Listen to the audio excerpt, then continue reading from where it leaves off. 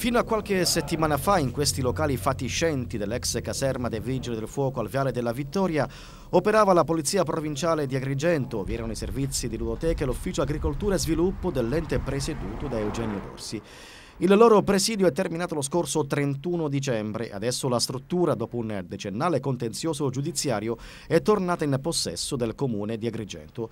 L'edificio di 1565 metri quadrati con altri 986 di pertinenza, a 3 piani con decine di stanze e un grande parco auto, si trova in centro città e entro l'anno diventerà la nuova caserma dei Vigili Urbani.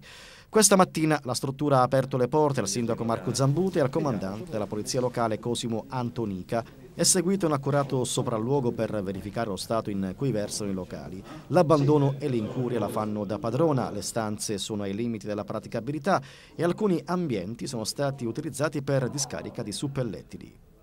Una volta che oggi finalmente si è conclusa la vicenda dal punto di vista giuridico sulla attestazione della proprietà che è in capo al Comune di Agrigento, e questo rappresenta una conquista per tutta la città, noi riteniamo di portare qui il comando di Polizia Municipale, dando nel centro città la presenza del comando che può meglio raggiungere appunto tutti i quartieri di Agrigento.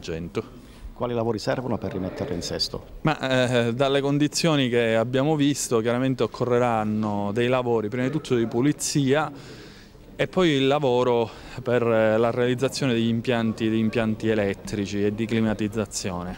Però per questo chiaramente utilizzeremo i fondi comunali, conto entro il mese di febbraio di poter realizzare tutte le gare per realizzare gli impianti e quindi al massimo in primavera poter avere già il comando complessivamente operativo qui nella nuova caserma dei Vigili Urbani. Come avverrà il trasferimento? Quali reparti saranno trasferiti per prima? Certamente sarà graduale, però possiamo già promettere di portare già l'autoparco e il nucleo di viabilità da questo fine settimana o l'inizio della prossima, in modo tale da dare già una tangibile presenza, auto che prendono servizio, che finiscono il servizio, significa anche presenza attiva anche in questo modo. Quindi veniamo prima con gli uffici operativi, che è l'autoparco, e poi con gli uffici interni e la sede del comando definitivamente.